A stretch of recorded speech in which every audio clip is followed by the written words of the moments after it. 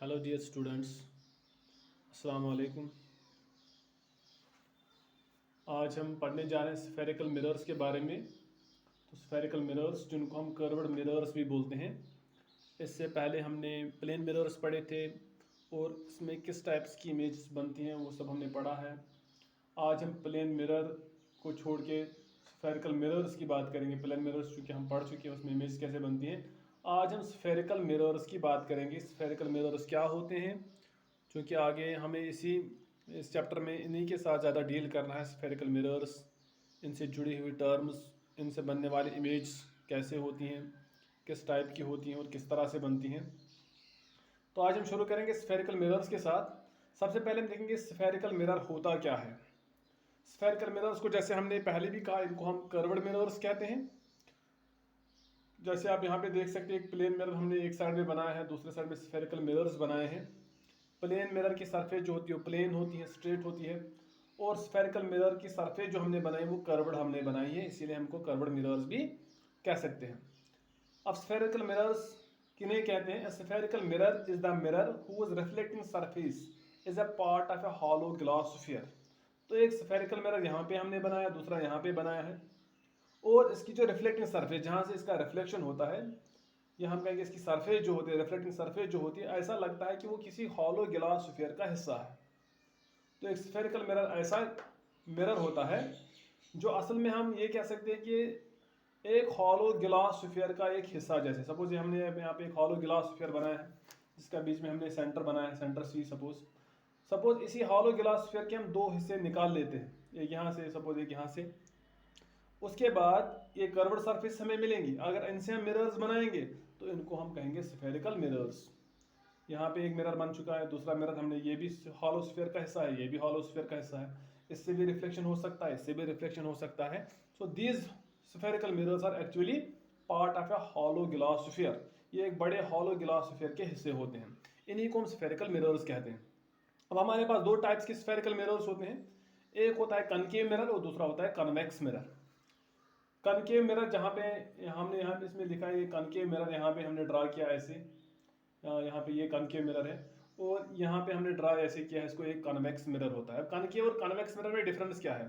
Concave mirror में जैसा कि आप देख रहे हो कि इसमें मिरर जो होता है वो रिफ्लेक्टेड लाइट को रिफ्लेक्ट करता है, लेकिन अगर ये केव साइड से, इनर इनर साइड से इससे रिफ्लेक्शन होता है, तो ऐसे मिरर को हम कहेंगे ये कनकेव मिरर होता है। और इसका जो पॉलिश्ड सरफेस होती है, जो सिल्वर की कोटिंग होती है, जो बाहर से कोट किया जाता है, वो आउटर सरफेस में मिलेगा, और रिफ्लेक्शन जो होगा वो इनर सरफेस से होगा। इसीलिए हमने लिखा है इट्स अ स्फेरिकल मिरर। तो ये कनकेव मिरर एक स्फेरिकल मिरर ही है, जिसमें रिफ्लेक्टिंग सरफेस जो होती है वो स्फेयर के सेंटर के साइड से होती है।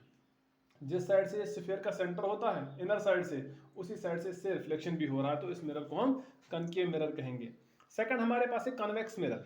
तो कन्वेक्स मिरर भी एक स्फेरिकल मिरर है, लेकिन अब इससे रिफ्लेक्शन कहाँ से हो रहा है? बल्जिंग सरफेस से।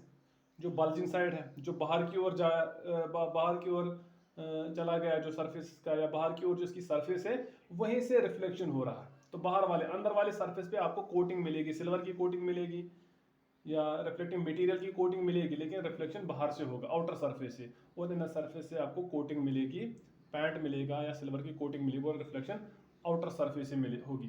तो इसकी वजह से हम कहेंगे it's a spherical mirror in which reflecting surface is present on bulged side. Bulged side का मतलब जो बाहर की ओर साइड इस मिरर का है, वहां से रिफ्लेक्शन हो रहा है, तो कन्वेक्स मिरर। अब यहाँ पे इनर सरफेस से हो रहा है, बल्जिंग सरफेस से नहीं हो रहा है, तो ये होगा concave mirror. This are two types of spherical mirrors.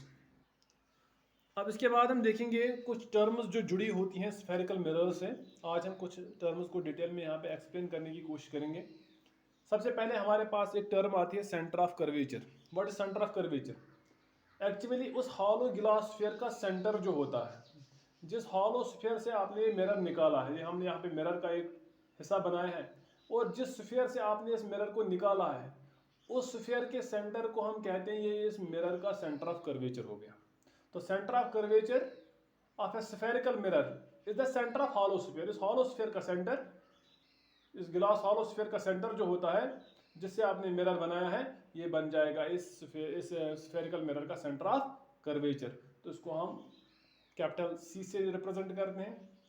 तो सिंपली हम कहेंगे centre of curvature of a spherical mirror, centre of curvature of a spherical mirror is the centre of hollow sphere of glass of is a spherical mirror is a part. जिस hollow glass sphere से आपने ये mirror बनाया है उस hollow sphere के centre को हम इस मिरर का सेंटर ऑफ कर्वेचर कहेंगे। सेकंड पॉइंट हमारे पास है पोल, जिसको हम सिंपली कैपिटल पी से डिनोट करते हैं।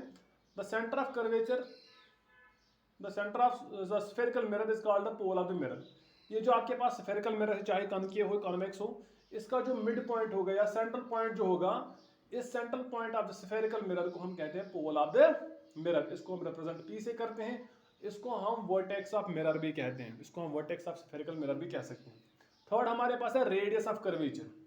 देखिए जिस सर्कल या जिस स्फीयर से आपने इस मिरर को निकाला है, उस स्फीयर का रेडियस जो होता है, उस स्फीयर का जो रेडियस होता है, जो डायमीटर का हाफ होगा, उस हॉलो स्फीयर के रेडियस को हम कहते हैं वो ये स्फेरिकल मिरर का रेडियस ऑफ कर्वेचर कहलाता है। It is the radius of a hollow sphere of glass. Hollow sphere of glass जो है, इसका जो रेडियस होता है वो रेडियस बन जाएगा इस मिरर का रेडियस ऑफ कर्वेचर। उसके बाद प्रिंसिपल एक्सिस की बात करेंगे। Principal axis of a spherical mirror is straight line passing through centre of curvature and pole of the mirror. यहाँ पे हमने मिरर बनाया है, पोल हम जान चुके हैं, pole is the mid point of the mirror and this is centre of curvature which the centre of the hollow sphere of the mirror is a part. इस सेंटर ऑफ कर्वेचर और pole of mirror के बीच में से जो line पास होती है, जो दोनों साइड से लाइन पास हो रही है, इसको हम कहते हैं प्रिंसिपल एक्सिस। ठीक है, जैसे यहाँ पे एक्स डैश हमने एक लाइन पास की है सेंटर ऑफ कर्वेचर के बीच में से, पोल के बीच में से, तो ये होगी प्रिंसिपल एक्सिस। और उसके बाद है अपर्चर। अब जो हमारे पास एक स्फेरिकल मिरर होता है, सपोज इसको हम अगर ऐसे साइड से देखेंगे तो ऐसा नजर आएगा, टॉप व्यू से देखें तो ऐसे सर्कुलर नजर आएगा। इस स्फेरिकल मिरर का जो डायमीटर होता है, जहाँ से रिफ्लेक्शन होता है, उसको हम कहते हैं अपर्चर ऑफ द मिरर। तो aperture of a spherical mirror is the diameter of a reflecting surface of the mirror. इस मिरर के रिफ्लेक्टिंग सरफेस का जो डायमीटर होता है, ये मिरर जो है इसकी हम कहेंगे सपोज लेंथ भी हम कह सकते हैं, इसकी टोटल कितनी लेंथ है या इस स्फेरिकल मिरर की इसका कितना डायमीटर है, उसको हम अपर्चर कहते हैं। So this was all for today. In next video we will be discussing focus and focal length of both concave and convex mirror. Thank you.